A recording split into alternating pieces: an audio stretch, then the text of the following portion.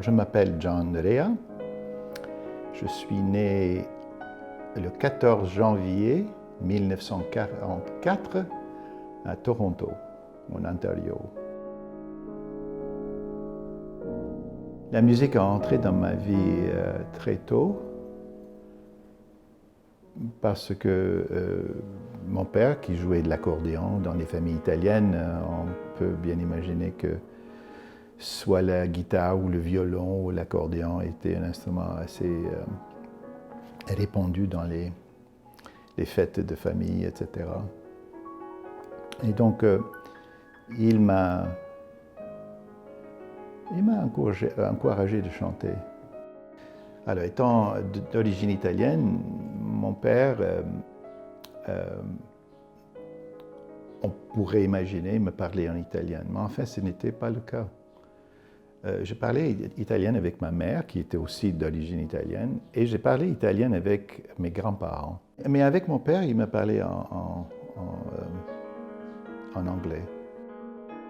Donc j'ai chanté assez tôt dans ma vie, 5 ans, 6 ans. Il m'a obligé, pour ainsi dire, de chanter la mélodie devant les membres de la famille, les invités, etc. Et j'ai appris comme ça deux ou trois chansons,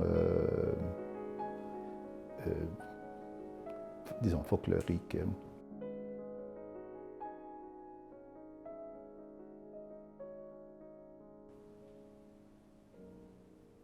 Sul mare luccica nastro d'argento, Sul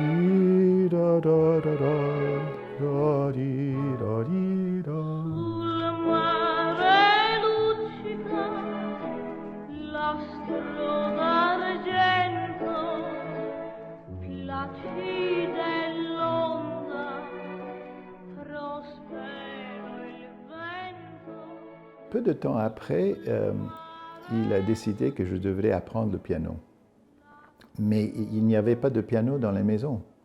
Alors ça, c'est assez drôle quand on pense comment apprendre la musique, mais apprendre un instrument de musique sans avoir véritablement l'instrument de musique.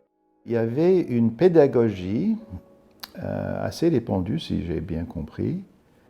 Une pédagogie pour les jeunes personnes comportait un clavier fait de papier, à peu près comme cela, 3 octaves. Enfin, donc c'est le dessin du clavier. Et la notion était d'apprendre les notes en les nommant, enfin, en identifiant le do central, ce qu'en anglais on appelait le baby do. On était pauvres, enfin, et puis avant d'acheter le piano, ça prenait encore quelques années. L'opéra venait chaque samedi après-midi à la radio. Et mon grand-père maternel était un grand fanatique de l'opéra. Donc, au moins une fois par semaine, la maison devait en vivait avec mon grand-père. La maison devait être complètement silencieuse. C'était une silencieuse d'église parce que l'opéra venait d'être diffusé. Et ça, c'était chaque samedi pendant des années.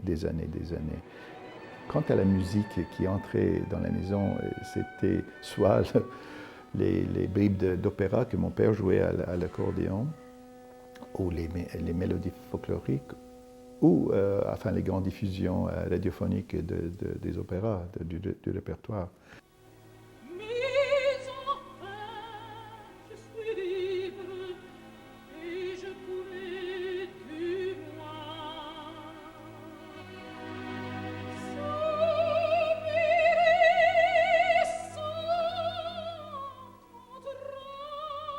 Donc c'est la fin c'est le début des années 60 ou la fin des années 50. Et la musique populaire n'avait pas le même, si je peux dire, le même standing qu'elle a de nos jours.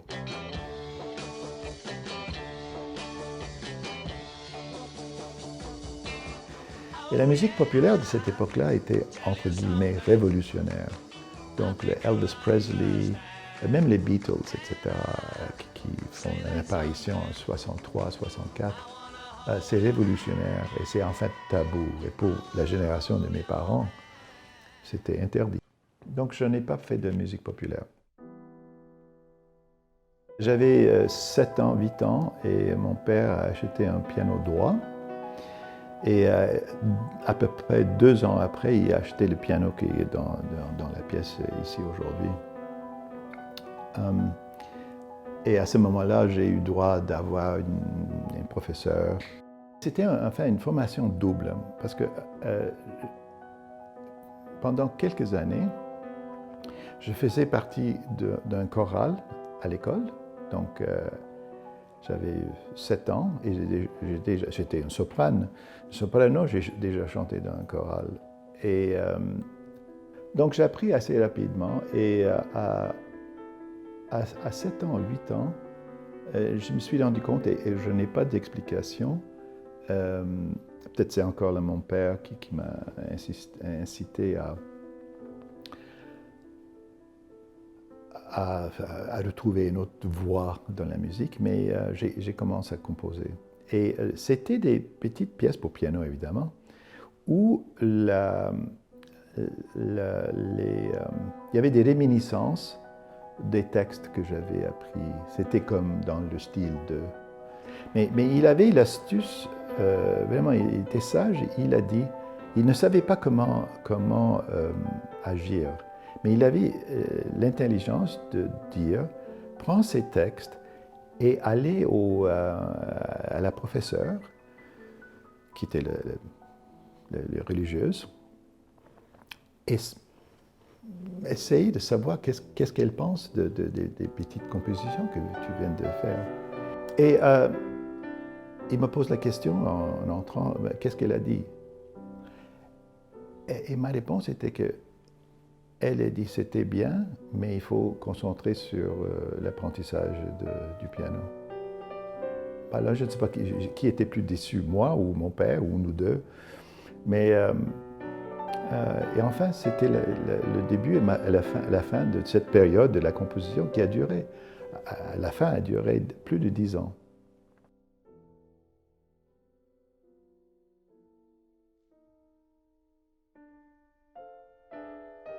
Un enfant,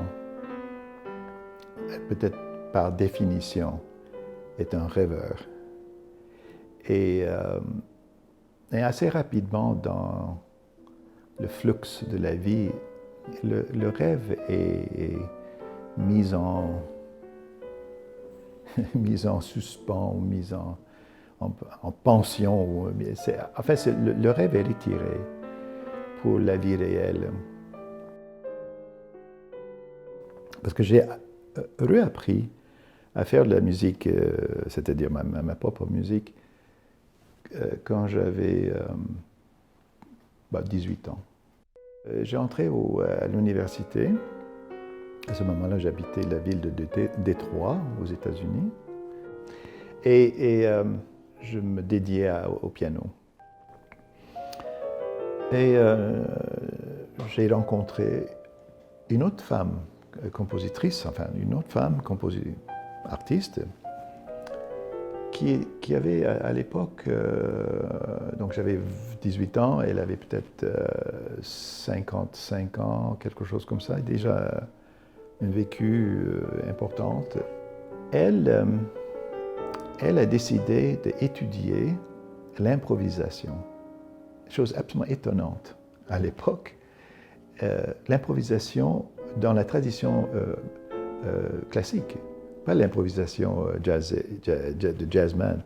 Et pour commencer, elle avait déjà établi une petite façon de faire, ou une méthode si on veut. C'était d'écrire des partitions graphiques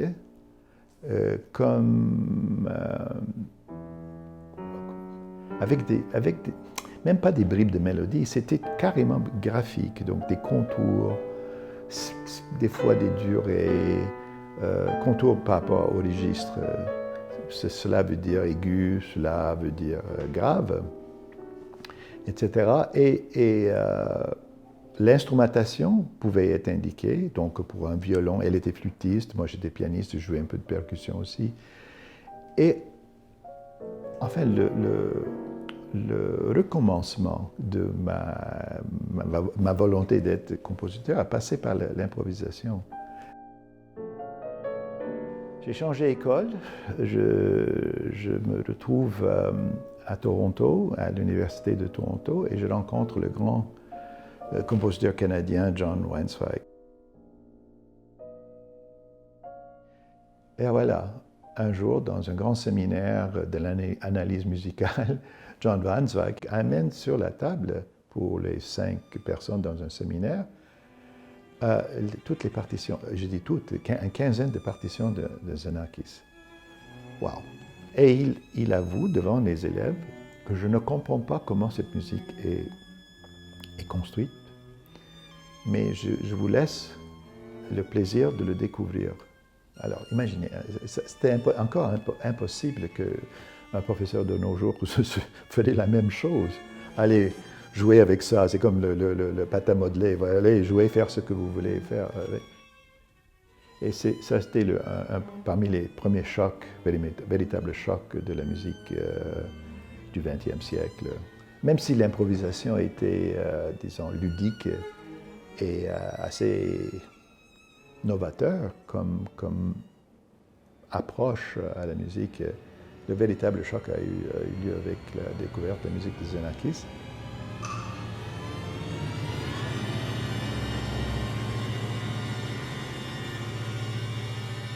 L'année suivante, c'était à mon tour, si je peux dire, je devais faire une œuvre pour la maîtrise. Alors j'ai proposé, sans aucun gêne, j'ai proposé au professeur que la pièce soit un ballet, que la durée de cette œuvre-là devrait être une grande durée, peut-être de 30 minutes. Les professeurs se disaient, mais qu'est-ce qu'il prend, ce monsieur-là? Et que je voulais explorer toutes les techniques et surtout les textures que Xenakis avait annoncées dans ces œuvres-là. Je voulais réunir un peu ce que j'avais compris sur la vie et la musique de Stravinsky, de Charles Ives et de Iannis Xenakis. Alors j'ai réalisé cette œuvre-là. Et pour moi, c'était un autre baptême de feu. C'était comme, je l'ai dit ailleurs, mais c'est comme le saut mortel. Et alors je voulais me placer en avant avec un projet de composition. Et c'est une œuvre que j'ai réalisée qui s'appelle Les Jours, un ballet en 7 mouvements. Et enfin, c'était cette œuvre-là où je renouais avec le rêve, la volonté de m'exprimer par les notes. J'ai fait cette œuvre à maîtrise, donc j'ai terminé en 69. Je entre dans une autre école pour faire le doctorat à Princeton. Je reviens aux États-Unis. Mes études au doctorat sont à peine commencées et je reçois un téléphone pour un poste à McGill, l'université McGill, en tant comme un chargé de cours. J'ai dit pourquoi pas, ça pourrait m'aider. Enfin, devenir enseignant, c'est de dire s'enseigner, enfin de se renseigner et de devenir un élève de soi-même. Et je suis à McGill depuis donc plus que 40 ans. Après 1 an d'enseignement à McGill, je reçois un téléphone, c'est l'Orchestre symphonique de Toronto qui dit « On va jouer cette œuvre-là, nous allons jouer ». Et j'étais ravi, absolument ravi. Et je savais donc à ce moment-là, mais j'avais 30 ans, je savais à ce moment-là que peut-être je pourrais être un compositeur. Donc ça a pris beaucoup de temps. pour arriver à ce moment-là. Voilà. Le rêve se concrétise, mais ça prend du temps.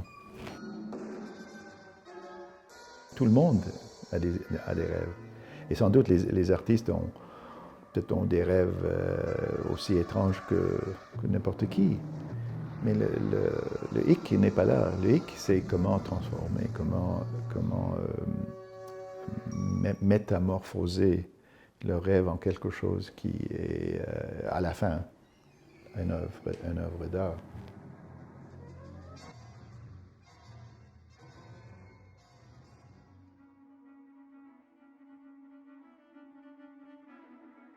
Mais en général, j'aime beaucoup de choses. J'aime la littérature, j'aime la peinture, j'aime la sculpture. Mais j'aime la façon dont certains artistes essaient de comprendre le monde. Chaque génération, que ce soit des philosophes ou que ce soit des artistes, ils essaient de comprendre le monde. Et pour moi, depuis mon petite enfance, j'essaie de comprendre. Dans ma jeunesse, je faisais pas mal de dessins et de travail avec l'argile. Mon père m'a instruit un petit peu dans ce domaine. Et ce genre de travail, c'est un peu comme un hobby, un passe-temps, m'a accompagné quand j'étais adolescent. Aujourd'hui, je suis plutôt quelqu'un qui aime regarder, contempler, apprécier les œuvres musicales et œuvres artistiques. Mais moi, je suis parmi ceux qui pensent que le travail artistique est un travail unifié, une seule chose, et que cette approche se manifeste dans toutes les formes d'art. Donc j'essaie d'écouter de la musique à l'intérieur d'une peinture, j'essaie d'écouter la sculpture à l'intérieur d'un roman, et j'essaie de comprendre le cinéma dans une œuvre musicale. Il y a une œuvre appelée Treppenmusik, qui est une œuvre dont le titre est en allemand, qui veut dire musique dans l'escalier. Et voilà, on a une image de l'escalier en étapes, un après l'autre, enfin des gradins un après l'autre. Et cette musique-là est inspirée par les tableaux graphiques du artiste graphique hollandais de nom Maurits Escher.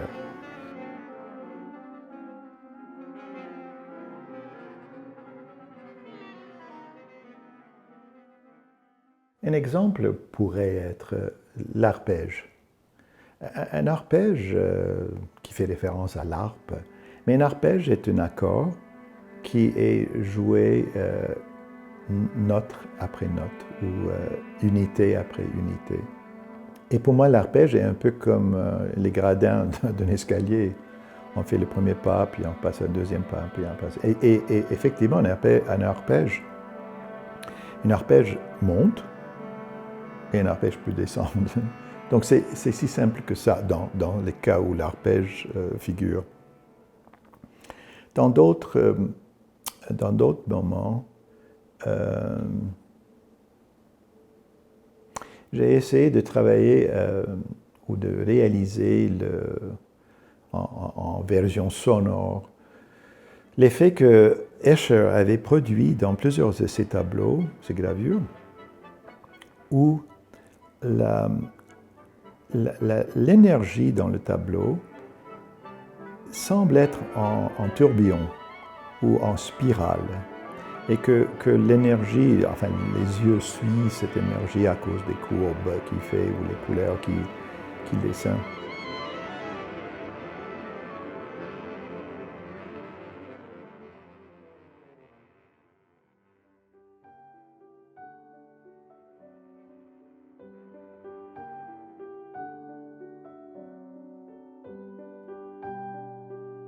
Quant à un projet comme Las Meninas, où il y a une incorporation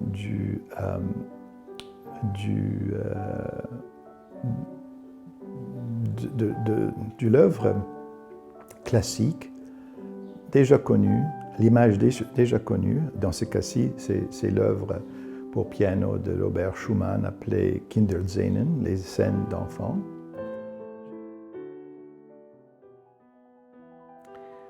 Il y a une théorie littéraire qui vient de la France qui dit que toute œuvre artistique n'est que de la citation. Une bribe de vérité dans ça. Je l'appelle la théorie du yogourt. La théorie du yogourt, pourquoi? Parce que pour faire de yogourt, il faut toujours un petit peu de yogourt précédent pour ajouter au lait qui va préparer le yogourt subséquent. C'est la méthode de faire le yogourt. Disons, la bactérie précédente qui donne naissance à une bactérie suivante. Alors, la théorie du yogourt en composition musicale.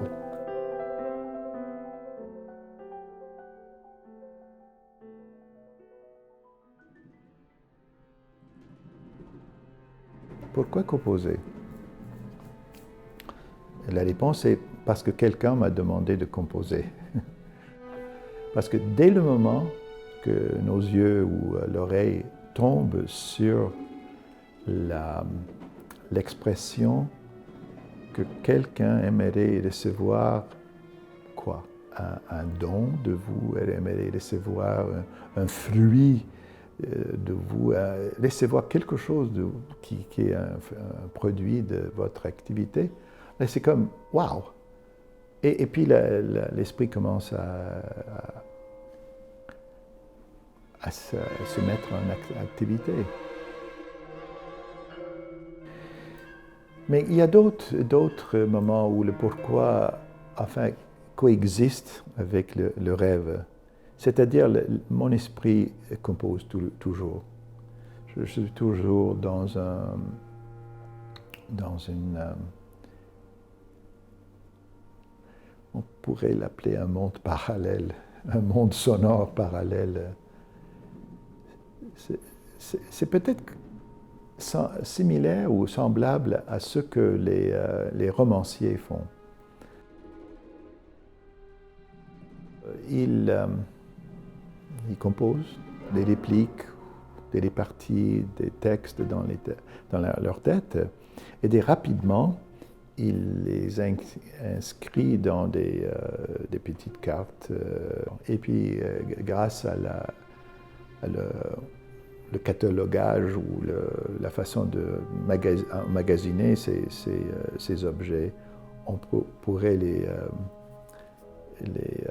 ordonner de nouveau. Donc le pourquoi, dans ce sens-là, est un système de réflexion qui est ouvert en permanence et qui est alimenté continuellement. Quand on est devant les personnes, dans un moment isolé, au moment du sommeil, etc. Dans la langue française, comme dans la langue italienne, si on dit création, on parle de quelque chose de bien réel. L'acte est un acte de création. Alors voilà, je me dis, écrire une œuvre de musique, écrire un roman, faire du film, faire une sculpture, réaliser une pièce de théâtre, ça, chaque activité est une vie en miniature, une tranche de vie en miniature. Et enfin, chaque artiste est un petit dieu qui essaie de réaliser, comme le bon Dieu, à réaliser le monde, l'univers, etc., mais qui essaie de réaliser quelque chose en miniature qui va avoir une vie, enfin, qui va avoir une vie très éphémère, qui dure à peine une centaine de pages, une centaine de minutes ou une centaine de mesures, et que à l'intérieur de chaque expression et chaque forme ou chaque médium, on pourrait retrouver toutes les étapes de la vraie vie. Je trouve ça un privilège de jouer comme le bon Dieu. Je peux agir en tant que créateur du monde, mais un petit monde, et que ce monde pourrait être mieux, ou peut agir mieux, ou peut fonctionner mieux que le monde dont je vis de tous les jours. C'est peut-être un espoir naïf, je ne sais pas, mais c'est dans ce sens-là que je crois que la métamorphose qui se trouve en miniature dans une œuvre d'art, toutes les formes confondues, rappelle la vie humaine.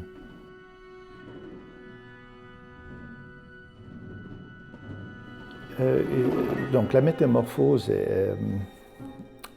m'attire beaucoup, probablement parce que c'est un miroir de la vie. Nous sommes tous comme des papillons. On est né dans une forme, on est appelé à devenir adulte, et puis à un certain moment, la vie nous appelle à devenir autre chose, comme des papillons. Dans mon cas, j'ai exploité, enfin carrément exploité la technique de la métamorphose dans plusieurs œuvres. Une œuvre qui vient tout de suite dans mon esprit, c'est une œuvre que j'appelle brièvement Homme Papillon. Cette œuvre, Homme Papillon, a comme projet, dévoile comme projet, la notion qu'un battement d'aile d'un papillon, un battement d'aile comme ça, et l'air qui est perturbé par le battement d'aile, peu à peu, éventuellement, pourrait donner naissance à une tempête. Cette œuvre-là, que je fais pour la SMCQ, a fait un petit orchestre au sein duquel il y a un piano mécanique appelé commercialement le disque clavier. Donc à un certain moment, le piano devient comme une sur-homme, un sur-piano, un piano omnipotente, et c'est un piano hors cadre. Mais pour revenir peu à peu à un piano normal, et un pianiste qui joue le piano normal. Donc c'est cette va-et-vient entre l'énergie qui a été originellement propulsée par le battement d'aile, une métamorphose qui mène à la tempête, et puis le moment après la tempête, beau soleil et la tranquillité.